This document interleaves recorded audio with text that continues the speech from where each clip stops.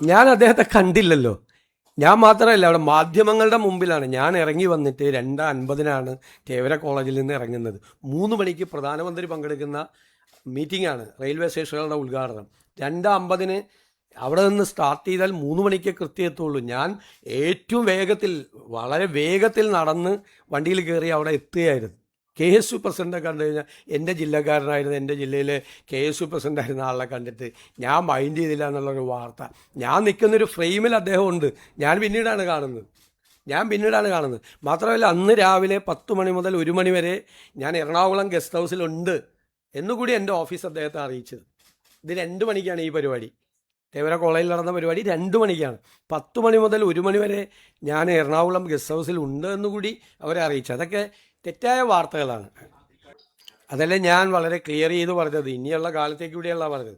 ഒരാൾക്കും അനുമതി നിഷേധിച്ചിട്ടില്ല, ഞാനോ എൻ്റെ ഓഫീസോ. നിഷേധിക്കുകയില്ല. ഒരു കാരണവശാലും നിഷേധിക്കും. എല്ലാവർക്കും വന്ന് കാണാം.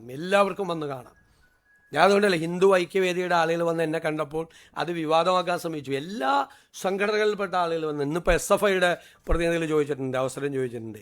NGO യൂണിയൻ്റെ ആളുകൾ വന്നിരുന്നു, KSTയുടെ ആളുകൾ വന്നിരുന്നു, അവരുടെ ഗസറ്റ് ഓഫീസേഴ്സ് അസോസിയേഷൻ്റെ ആളുകൾ വന്നിരുന്നു കാണാം. എല്ലാവർക്കും അനുമതി കൊടുക്കുന്നുണ്ട്. എല്ലാവർക്കും അനുമതി കൊടുക്കും. MLA മാർ എല്ലാവരും വന്ന് കാണുമല്ലേ. അങ്ങനെ ചെയ്യാൻ പാടില്ലല്ലോ. അങ്ങനെ നിഷേധിക്കപ്പെടേണ്ട ഒരു സ്ഥലമല്ല.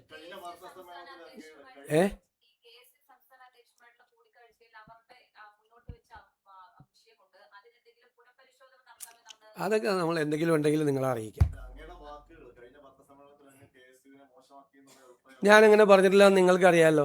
നിങ്ങൾ ലോ കോളേജിലെ യൂണിറ്റിൻ്റെ കാര്യം ചോദിച്ചപ്പോൾ ഞാൻ പറഞ്ഞു, ലോ കോളേജിലെ യൂണിറ്റ് അല്ല ഗവൺമെൻറ് പ്രീഡർമാരെ തീരുമാനിക്കുന്നതെന്ന് ഒരു വാചകം ഞാൻ പറഞ്ഞു. നിങ്ങൾ കേട്ടല്ലോ, ഇറ്റ്സ് ഓൺ റെക്കോർഡ് ഞാൻ പറഞ്ഞ കാര്യം. ഞാൻ KSUവിനെ കുറിച്ചല്ലല്ലോ പറഞ്ഞത്.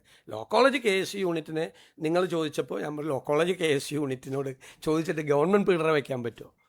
അത് നിങ്ങൾ ഗവൺമെൻറ് പ്രീഡർമാരുടെ നിയമനം 140-ലധികം ഗവൺമെൻറ് പ്രീഡർമാരുടെ നിയമനം വന്നിട്ടുണ്ട്. 2 പരാതി വന്നു. അതിൽ ഒരു പരാതി ഇപ്പം തന്നെ പിൻവലിച്ചു. ഒരു പരാതിയാണ്. ഇത്രയല്ലേ വന്നിട്ടുള്ളൂ. നിങ്ങൾ ഇതിനു മുൻപ് കഴിഞ്ഞ സർക്കാരിൻ്റെ കാലത്ത് ഗവൺമെൻറ് പ്രീഡർമാരെ വെച്ചതും അതിന് മുമ്പ് ഉമ്മൻചാണ്ടി സർക്കാരിൻ്റെ കാലത്ത് ഗവൺമെൻറ് പ്രീഡർമാരെ വെച്ചതൊക്കെ ഒന്ന് കമ്പയർ ചെയ്ത് നോക്ക് നിങ്ങളൊന്ന്. പിന്നെ നമുക്ക് അവിടെ AGയുടെ ഓഫീസും DGPയുടെ ഓഫീസും ഒക്കെ പറയുന്ന അഭിഭാഷകരെ കൂടി നമുക്ക് അവിടെ വയ്ക്കേണ്ടി വരും, പല കാരണങ്ങളുമുണ്ട്. ഇനി ചോദിക്കും, വേറെ എന്തെങ്കിലും ചോദിക്കും. ഇത് പറഞ്ഞു കഴിഞ്ഞു ഞാൻ. ഇനി വേറെ ചോദ്യം ചോദിക്കും. താങ്കൾ തന്നെ ചോദിച്ചുകൊണ്ടിരിക്കുകയല്ലേ. ദേശാഭിമാനി മാത്രം ചോദിച്ചാൽ പോരാ. നോ, നിങ്ങൾ ചോദിക്കും.